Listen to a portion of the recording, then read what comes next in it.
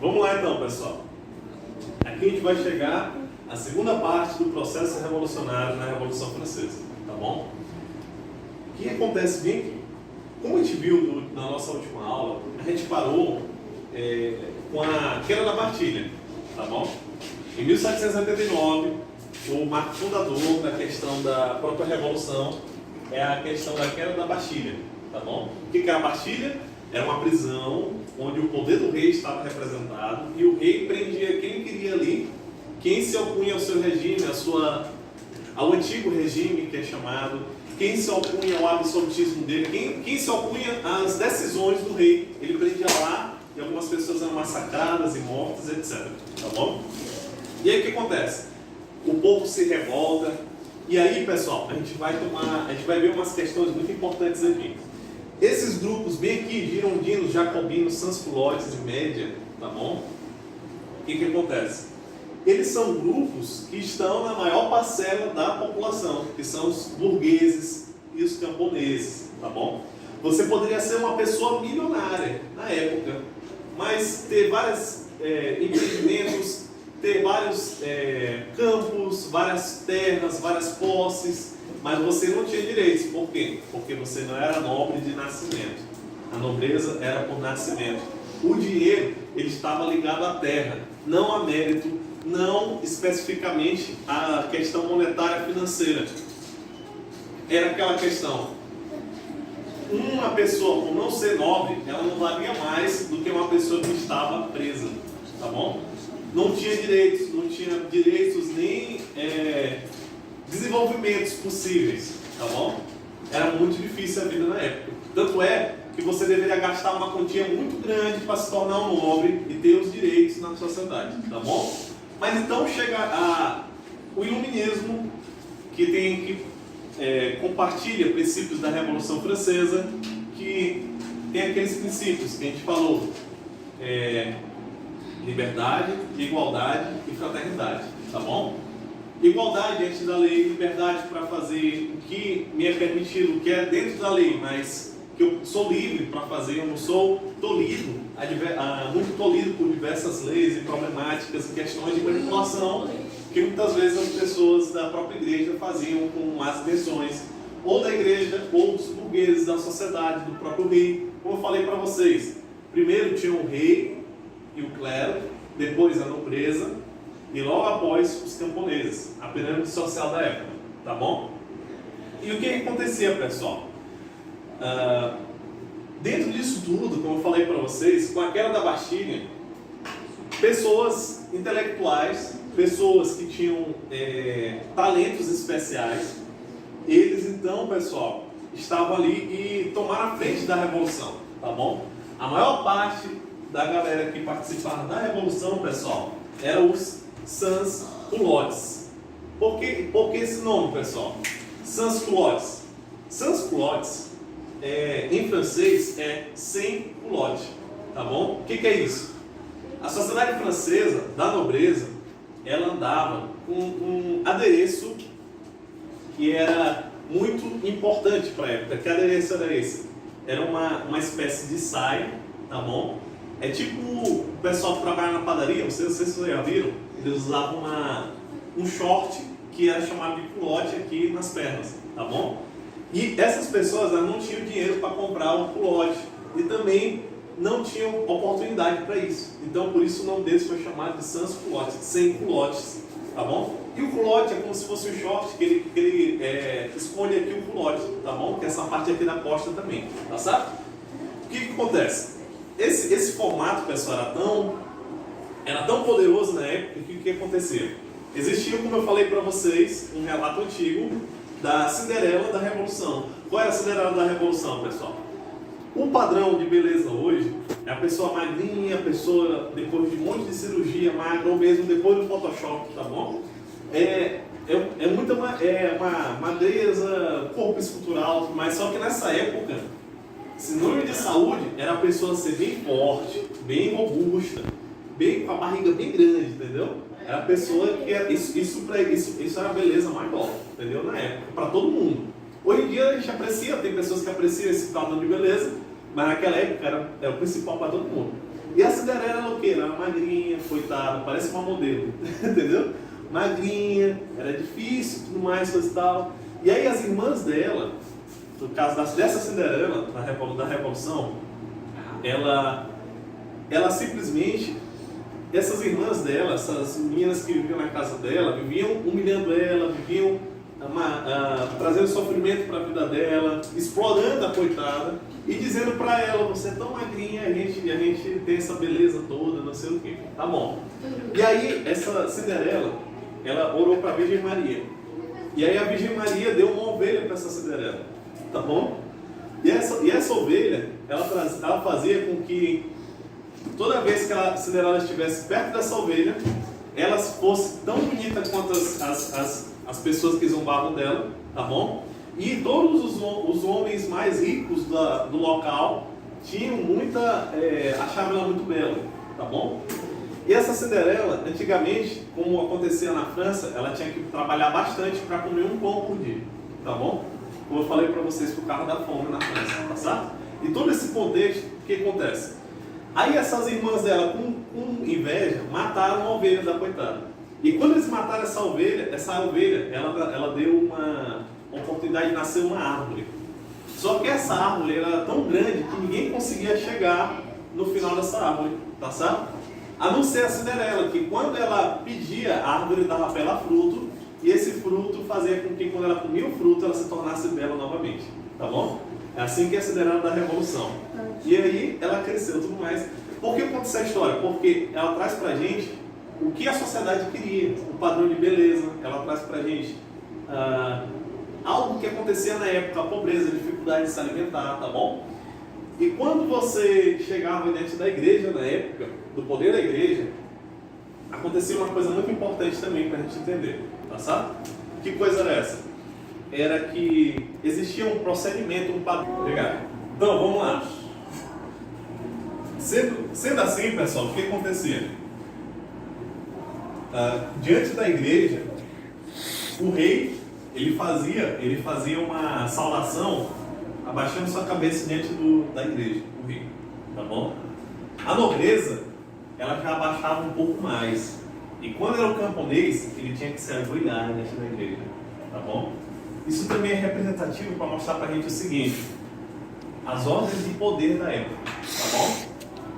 Diante da batilha, dos ataques ao absolutismo, à monarquia da época, existiam reuniões, tá bom? Que aconteciam sempre, as assembleias, tá bom? Vocês lembram do parlamento longo, parlamento curto, tá bom? Na Inglaterra era mais ou menos isso. Só que na França não tinha parlamento, não tinha o poder do povo que poderia restringir o poder do rei, não tinha, tá bom?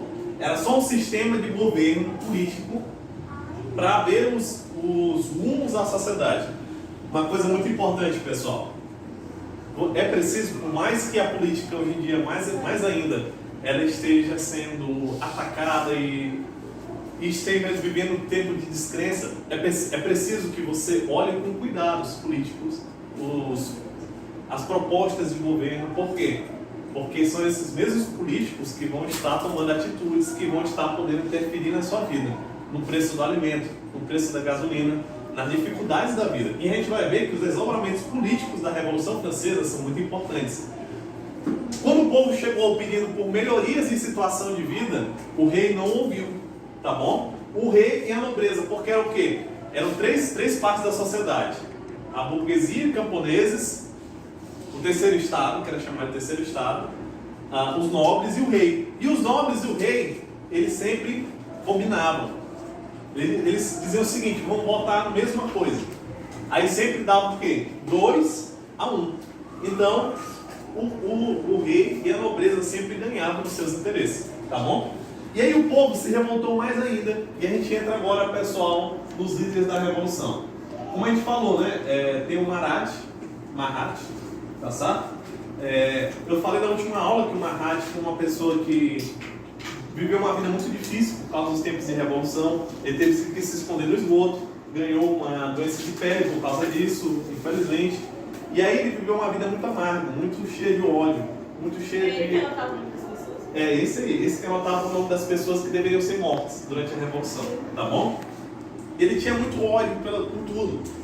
A tal ponto, pessoal, de uma camponesa, uma mulher camponesa, ela decidiu que a missão da vida dela era matar Mahatma, tá bom? E ela conseguiu fazer isso. Ela esfaqueou ele, matou ele, tá certo?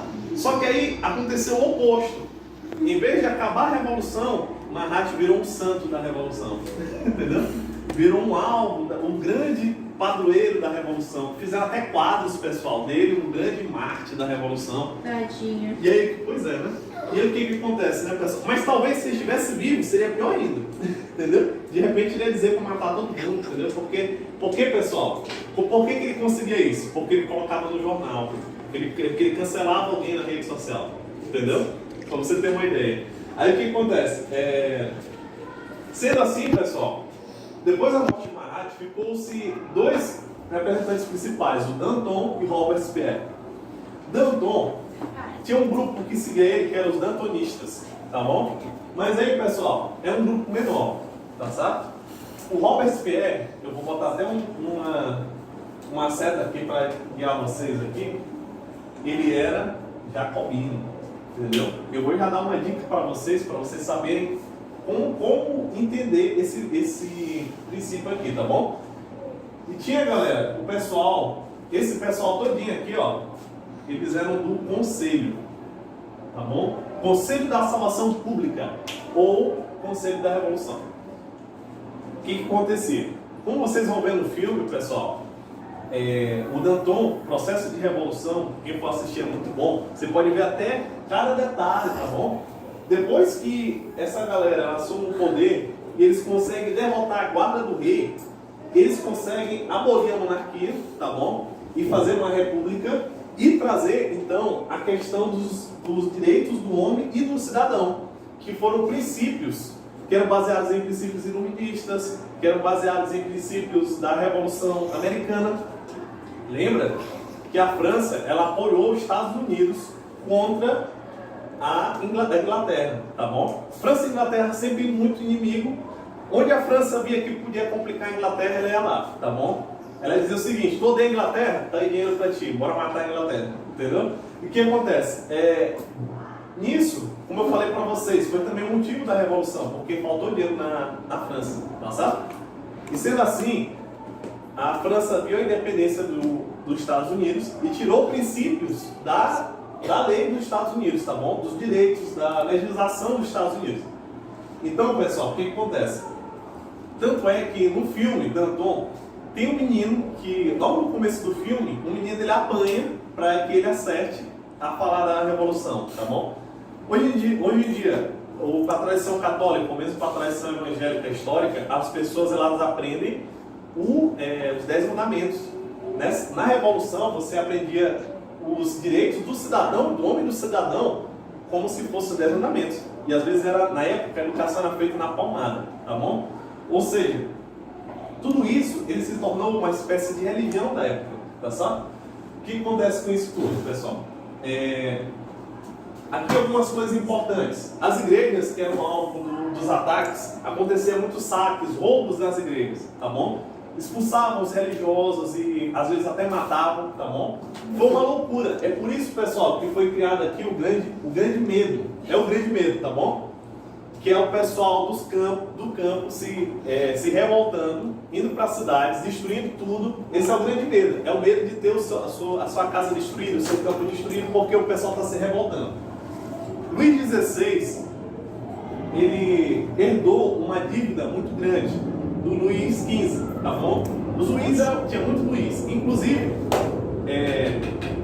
o nome da nossa cidade, São Luís, é por causa do Luís XIV, tá bom? O santo, o rei santo, Luís XIV, que ele era uma pessoa muito devota ao catolicismo, por isso que o nome é São Luís, tá bom? Tudo a ver, né? Interessante. E aí o que acontece? Olha, de ficar de boca aberta, entendeu? O que acontece?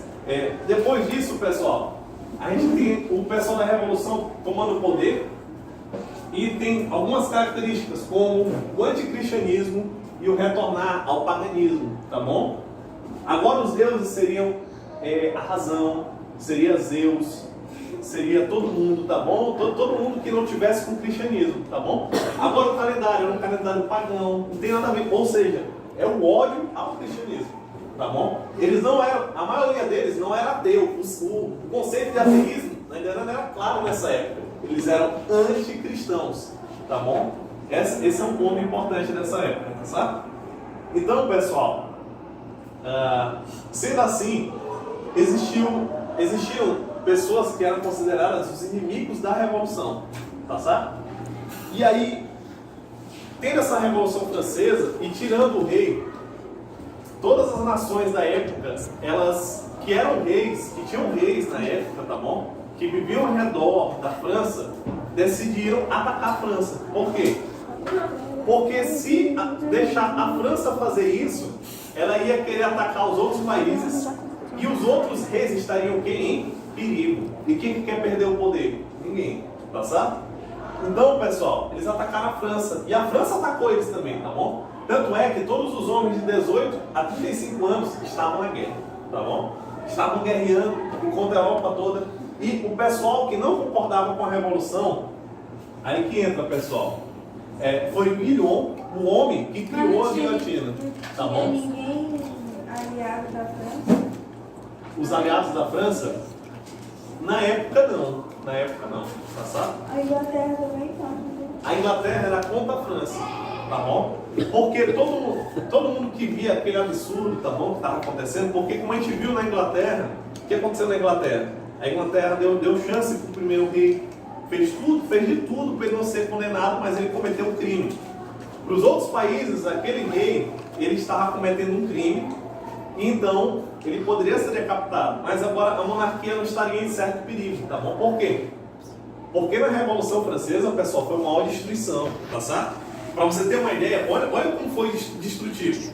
Se você chegasse assim para a Letícia e dissesse: bom dia, Letícia, eu já era suspeito, entendeu? Por quê? Por que eu era suspeito? Porque eu não disse assim: bom dia, cidadão. Tá certo? Se eu não falasse isso, eu podia estar pensando assim: ixi, esse aí é cristão, esse aí não está de acordo com a Revolução. Entendeu? Justamente. Estou falando sério. Era, pessoal, era como se fosse uma histeria coletiva, um negócio muito louco, essa história do terror, tá bom? E aí, pessoal, o que acontece?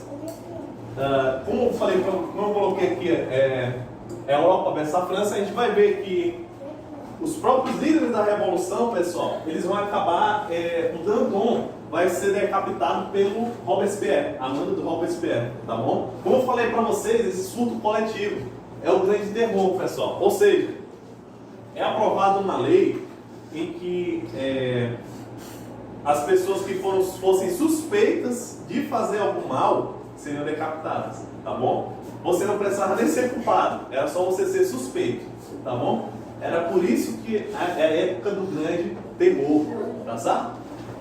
E aí, pessoal, a gente vai agora para a divisão. A gente viu que os sans-culottes são os camponeses, tá bom? E aí, pessoal, isso aqui tudinho é do terceiro estado, tá bom? O terceiro estado. O que é o terceiro estado, pessoal? O terceiro estado são camponeses mais burgueses, tá certo?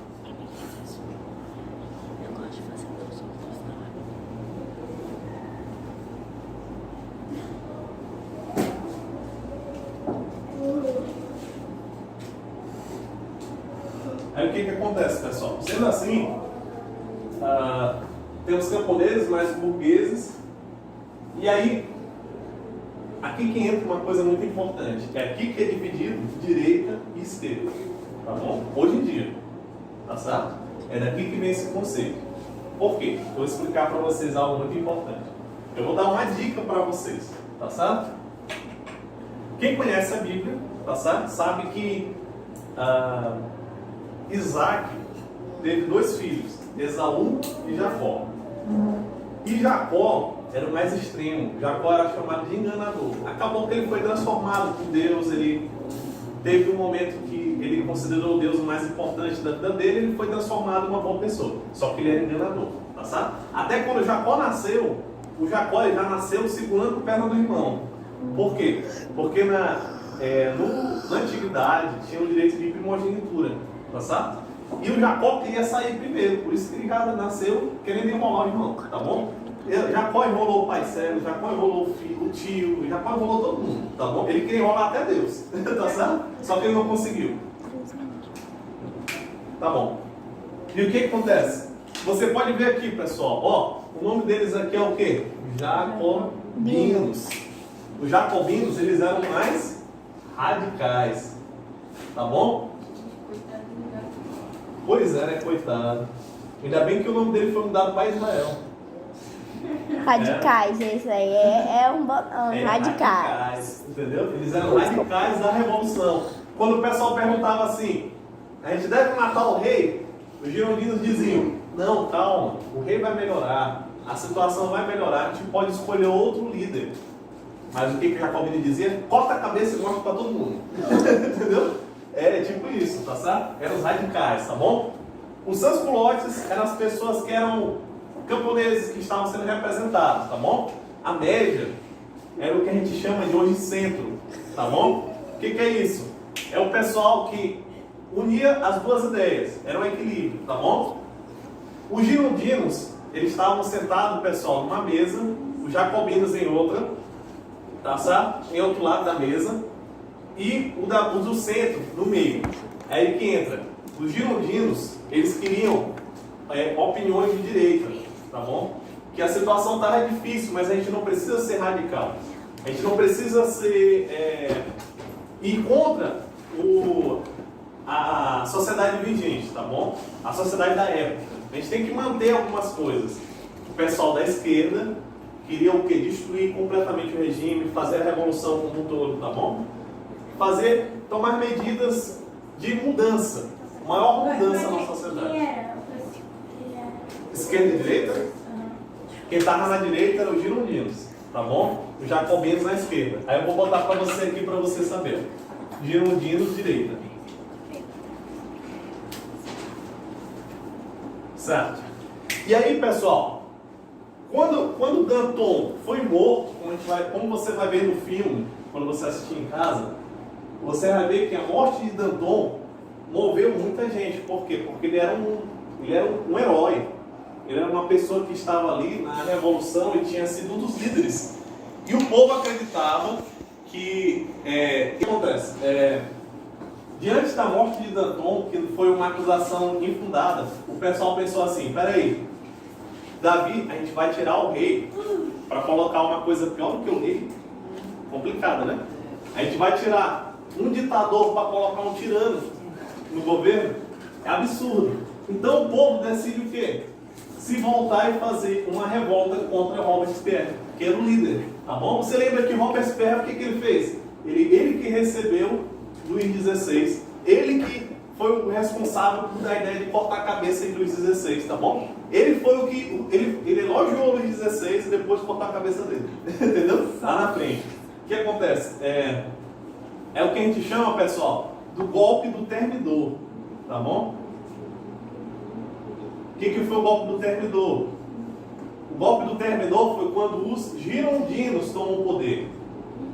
E você sabe quem foi a última pessoa na Revolução Francesa que morreu na guilhotina? Foi o cara que decidiu que ia usar a guilhotina. Quem? O Robespierre, tá bom? Ou seja, quem cortou a cabeça de todo mundo teve a última cabeça cortada, tá bom? Só para você ver como é importante nessa questão. Se muitas vezes a gente faz um mal para o outro, né, é perigoso que esse mal aconteça com a gente, tá certo? Então, depois do conselho ser desfeito, pessoal, veio a questão do diretório.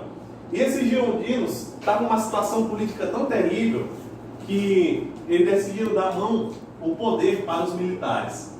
E quando eles dão o poder para os militares, e tem militares no diretório, é que aí surge um rapaz que ele era do partido dos jacobinos, ele se aproveitava desse partido, era um gênio, considerado baixinho, mas não era baixinho para a época, tá bom? É um personagem tão grande e tão importante que ele divide a história, tá bom? Napoleão Bonaparte, tá bom? Ele era jacobino, tá certo? Qual era a altura dele? A altura dele era 1,69, entendeu? Pois é, ele era, não era tão pequeno. Sabe por que diziam que ele era pequeno? para humilhar ele, né, na Europa, para diminuir o poder dele, a imagem dele, tá bom? Matava todo mundo. E aí o que acontece, pessoal? Napoleão havia crescido na Revolução Francesa, mas ele mesmo não era exatamente um revolucionário. Era aquela questão, ele dançava de acordo com a dança só para sobreviver ali, tá certo? E a gente vai ver, pessoal, na nossa próxima aula, a respeito da mais detalhes sobre Napoleão. E eu vou citar algumas coisas muito importantes. Ele era um gênio, ao mesmo tempo que ele era um gênio, a gente tem que dividir essa questão. Na história, não existe heróis e vilões, existem seres humanos como nós, tá bom? Seres humanos que têm coisas boas e coisas ruins, tá bom? E o que acontece, pessoal?